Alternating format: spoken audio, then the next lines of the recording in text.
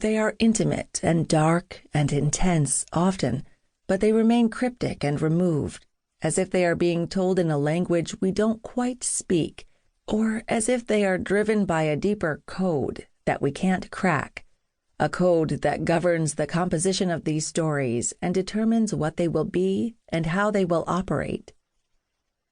I've been a pusher of Diane Williams' work since her first book came out in 1990. You'd think I would have developed a slicker pitch about it by now, a quicker sell. You'd think. But woe to anyone who tries to summarize the uncanny attacks on reason that constitute this body of work, and yet it is still tempting to try to make sense of it all, not just because most of us are doomed to hunt for sense, to douse ourselves with certainties and clear points and meaning.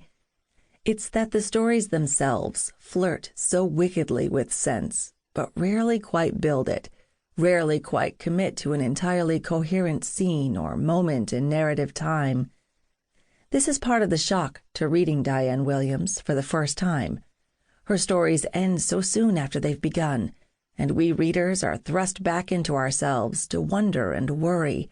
What was that we just read? What did it mean? What happened? What was it about? Each sentence becomes a piece of evidence, designed to mislead as much as it is designed to clarify. On the one hand, these stories would seem to give so little, at least in the quantitative sense, yet how is it that they resonate so profoundly? How is it that they endure? Well, I don't know. I just don't. And this ignorance does not really trouble me because it does not keep me from a profound enjoyment of this work. These stories matter because they derail us from our expected feelings and beliefs, and in so doing put us face to face with our world, undisguised. These stories work the way art does, with great mystery. And, why do we need to mess around with that? It could help to say what these damn things are about. They are about people, foolish people. In other words, all of us. The stories chart the kind of behaviors we show the world when our desires get the better of us. Desperation is on terrible display, and who is not a culprit when it comes to rash acts? These stories are comedies of manners, or tragedies of the absence of manners. They document desire gone wrong, which is to say that they document desire. In a Diane Williams story, there is frequently a narrator who surprises herself, who comes to revelations as if by accident, and who encounters the world at large with awe and wonder. Wisdom is rarely handed down by a narrator. It is stumbled across, discovered accidentally, or missed entirely. Wisdom is in the next room. Innocence and confusion reign supreme, but these states are always one thought away from some kind of difficult revelation, and it is this territory that Williams stakes out as her own, the threshold before understanding.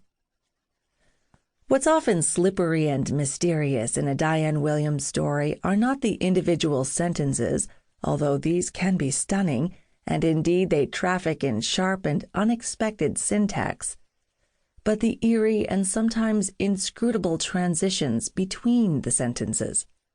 This is where wild leaps take place, where logic falters and gives way to something more impressionistic and disruptive. We can't help but look for one thing to lead to another, and here one thing does lead to another, but it's such a funny another, such an unexpected one, that the result is often bracing and can be wholly, deliciously disorienting. In a Diane Williams story, we think we know something, but we certainly don't know the next sentence, and it's an uncertainty that Williams exploits to great effect. Stories are a strange term for what Diane Williams writes. We might not read them for plot or sequence or narrative exactly, even though those things rear up sometimes. In the earlier stories especially, there is a kind of narrative continuity and adherence to plot. But not so far into her career, she tinkered with the machine, and the text took a turn toward the cryptic. I used to think she was making prepared texts from unexpected source material, turn-of-the-century gardening books.